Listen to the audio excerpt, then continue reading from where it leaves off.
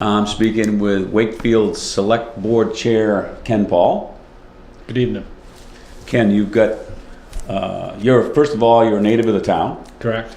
and you've got about 10 years experience on the board now, haven't you? Yep. What can you tell us? I ran back in '06, I think it was, and I figured I'd do one term, which turned to 2 terms, and I thought term limits was a good thing, so I was encouraged to do a 3rd term. After that, I thought it was best to step aside and let some new blood come in and stuff.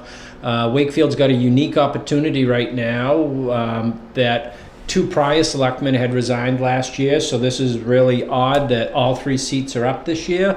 So I thought, I had a few people ask me to put in for one of the seats that were open last year, and the board has accepted my name, so I'm back as chair this year. Probably 6-8 months I think I've been serving on this single year term.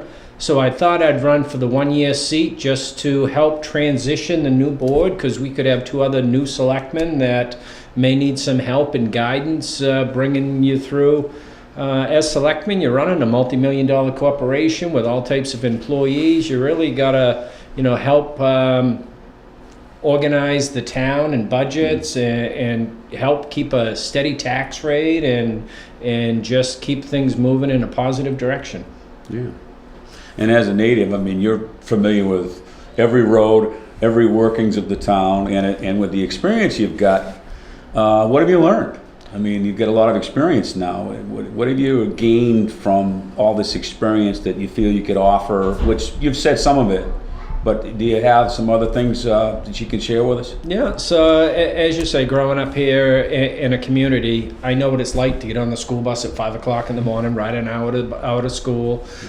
So you really get a good grassroots feeling on how the whole process goes and where Wakefield was and where it's heading to in the future. As my kids were in school, I then brought that back in, volunteering as coaches through Little League, Babe Ruth, umpiring, Conservation Commission, Budget Committee. I'm on the Board of Assessors as well, too. So volunteering is the base of what keeps local government going. Yeah. And, during that 10 years of being active on the board, can you tell us some of the successes that you think that you've helped make a positive impact on the town? Yeah, so when I first was elected back 06, 07, it was some of the worst economy we've ever seen. And at that time, we really had to look at the budget and the tax rate, because the economy was horrible and it was something we wanted to stabilize, but yet get through that.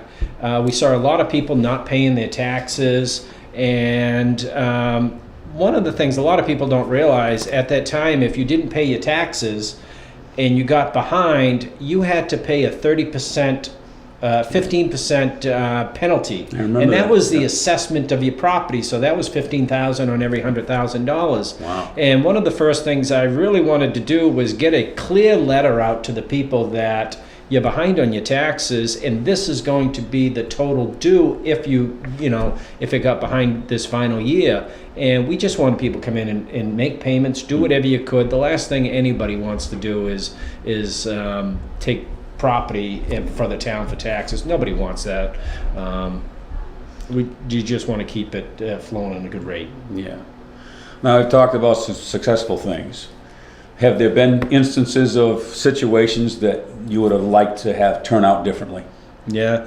So as a selectman, when you're voting on a specific issue, you have to vote what's right for the whole town, not just a small group of people that's there. And there are several groups that'll say, oh, he's talking about me right now. Whether it's the bridge in Union, heritage issues, all those committees say, oh, we're now we know exactly what he's talking about. But they also understand you've got to vote for the whole community. What's best for the whole community? Some of the other issues, looking at as far as I wish I'd done different, a couple of things really jump out to me. In one of my last years as selectman, we had looked at the transfer station ordinance and noticed we wanted to make some changes. And then when we got into it a little bit, we had to realize that this was a town vote. We needed to change the ordinance and go through the town vote. So we formed a committee. We went and looked at multiple transfer stations. We put together a great plan. The ordinance got passed. And once I left, the plan never got implemented. It was set up on the shelf and put to rest, thrown in the trash can, or however we looked at. Right now, we've got a great public works director and an energetic transfer station manager. We've taken the plan off the shelf, and that transfer station can almost be self-funding. Maybe not the wages, but if we looked at implementing the plan that the transfer station committee looked at, we could implement that plan, do the recycling a little bit differently, and start making money, or at least breaking even down there, and really change it from a dump to a transfer station. That's one of my biggest areas I'd like to see changed. The other issue I wish I had some more support was on the private roads. We've got a ton of private roads in town. What I'd like to see happen would be a private road committee, and if this committee was established, they could set guidelines that if you have a private road, you went through that committee, you got your road approved for that, and then it goes through town meeting. Right now, if you've got the worst private road in town, but you're the most liked person in town, you've got a good chance of getting that road approved, and it could be the worst road in town to get through. If we form this private road committee, I would like to maybe start looking at some of these private roads and say, this isn't that bad. I think we go through this process of a committee and actually form it up and start accepting some of these roads. Or if you've got a really good viable association, maybe there's a way that the town can reimburse these private roads some financial offsetting revenue to help them maintain these private roads. I know there's emergency services that need to get down these roads in the middle of the winter, and when they're not maintained adequately, it's really tough. We're sending a couple of $1 million worth of fire trucks down these roads, and it's really, really hard to get them in, get them out. Yeah. Well, you know, in the 20 years I've been here, there seems to be always a new challenge for the selectmen. Yeah.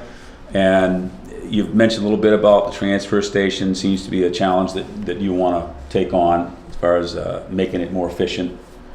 Do you see, future challenges as far as the town grows, growth issues, and you mentioned the roads.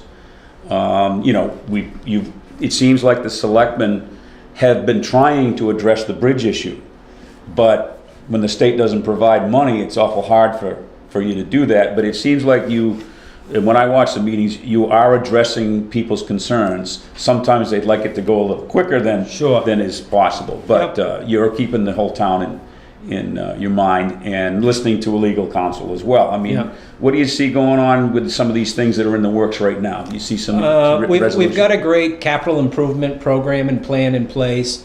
We've got to take a look at that. I know the highway department probably is going to need some work down there in their building. They've outgrown their building. Parks and Rec is talking about a new facility. There's currently a focus group on those guys working to see where we're going, what we're doing, and it's great to get the input for what the community's looking for as well too.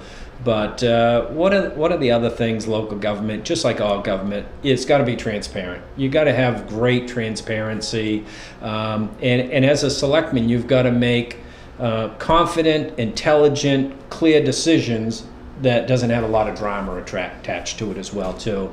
And I think as being selectman for 10 years, a lot of people know me. They know how I run the meetings and stuff, and you're going to run it like a business. Mm-hmm.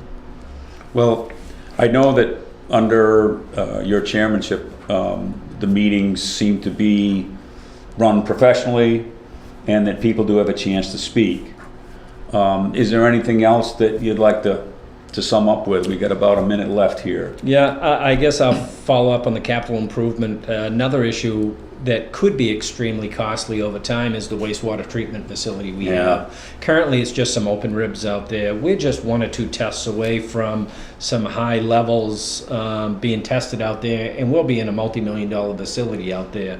So again, Public Works, the director over there, we've got a water precinct in town that has turned around dramatically over the last couple of years, and it looks like at one time looked like the town may merge, but it looks like they're stabilizing too as well, which is great.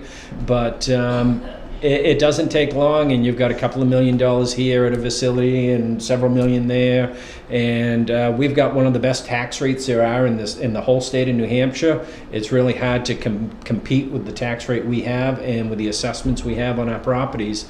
It's just a great community to live in and survive it. Well, I wish you the best. I know there'll be more challenges coming along.